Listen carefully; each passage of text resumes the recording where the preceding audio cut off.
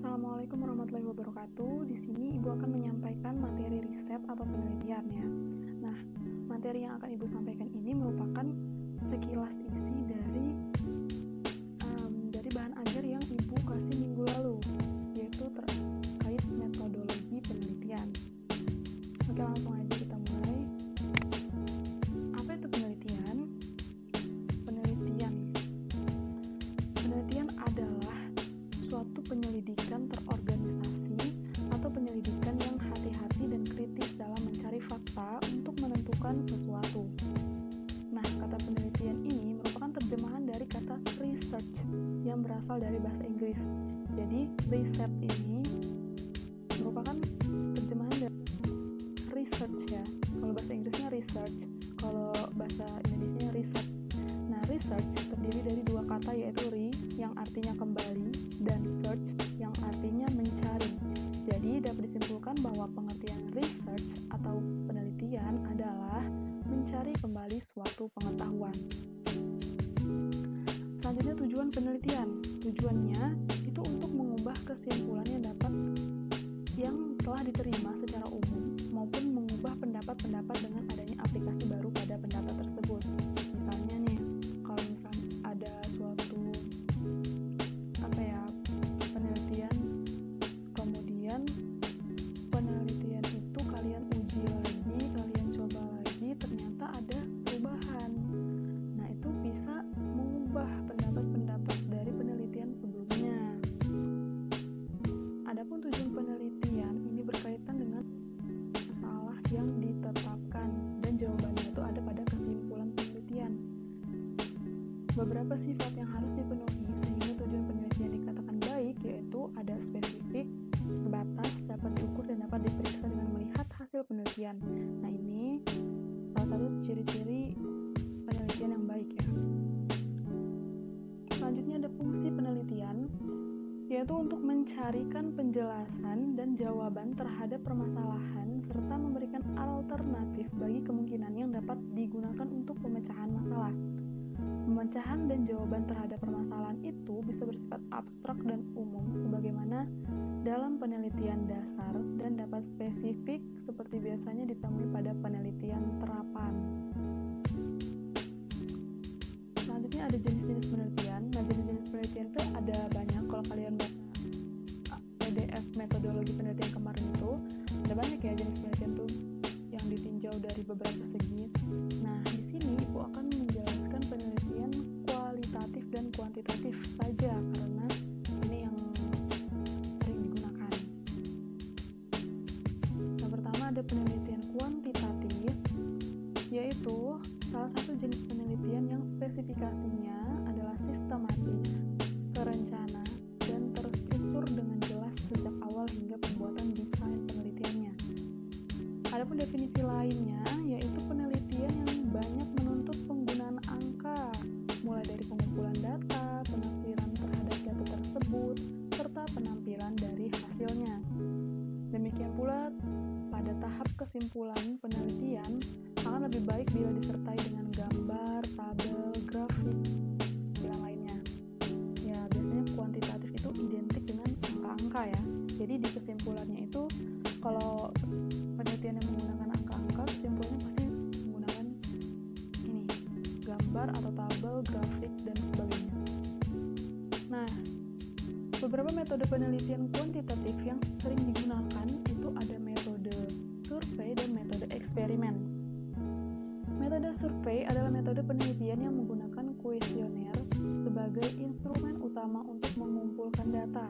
Penelitian survei dengan kuesioner ini memerlukan responden dalam jumlah yang cukup agar validitas temuan bisa dicapai dengan baik. Jadi kalau metode survei itu dia menggunakan kuesioner ya. Nah, yang kedua ada metode eksperimen, yaitu metode penelitian yang bertujuan untuk menjelaskan hubungan sebab akibat antara satu dan variabel lainnya. Untuk menjelaskan hubungan ini, peneliti harus melakukan kontrol dan pengukuran yang sangat cermat terhadap variabel-variabel penelitiannya. Nah, kalau ini dia nggak pakai kuesioner, tapi dia melakukan penelitian secara langsung terhadap apa yang dia teliti gitu ya. Selanjutnya, penelitian kualitatif. yaitu metode baru karena dia ini kualitatif ini belum lama ya, karena lebih banyak itu kuantitatif kalau penelitian. Nah, penelitian kualitatif ini ya, salah tulis, dapat diartikan sebagai metode penelitian yang digunakan untuk meneliti pada populasi atau sampel tertentu. Pengumpulan datanya menggunakan instrumen penelitian, analisis data bersifat atau statistik dengan tujuan untuk menguji hipotesis yang telah ditetapkan. Nah, menurut teori penelitian kualitatif, agar penelitinya benar-benar berkualitas, maka data yang dikumpulkan itu harus lengkap, yaitu ada data primer dan data sekunder. Ya, jadi jenis data itu ada dua, ada data primer dan data sekunder. Kalau data primer itu merupakan data yang diambil langsung tanpa perantara. Bisa dalam bentuk verbal atau kata-kata yang diucapkan secara lisan, atau kita sebut juga dengan wawancara, dan bisa juga dengan gerak-gerik atau perilaku yang dilakukan oleh subjek yang dapat dipercaya, yang berkenaan dengan variabel yang diteliti. Contohnya observasi. Jadi kalau data primer ini bisa kita dapatkan dengan wawancara, observasi ya. Sedangkan data sekunder itu adalah data yang diambil langsung dengan perantara. Bisa diperoleh dari dokumen-dokumen grafis seperti tabel, catatan, notulen rapat, foto-foto, film, rekaman video, benda-benda, dan lainnya yang dapat memperkaya data primer. Jadi kalau data sekunder ini dia diambilnya dari sini ya, dokumen-dokumen grafis ini. Bisa juga dari karya ilmiah, karya tulis, jurnal, arsip. Jadi kalau misalnya kalian melakukan penelitian tapi datanya berasal dari ini dokumen-dokumen, bukan dari langsung ya. Kalau langsung dia primer, kalau sekunder itu dia dengan perantara. Adapun sikap seorang peneliti, jadi seorang peneliti itu nggak boleh asal-asalan ya, harus memiliki sikap ini nih. Yang pertama, objektif.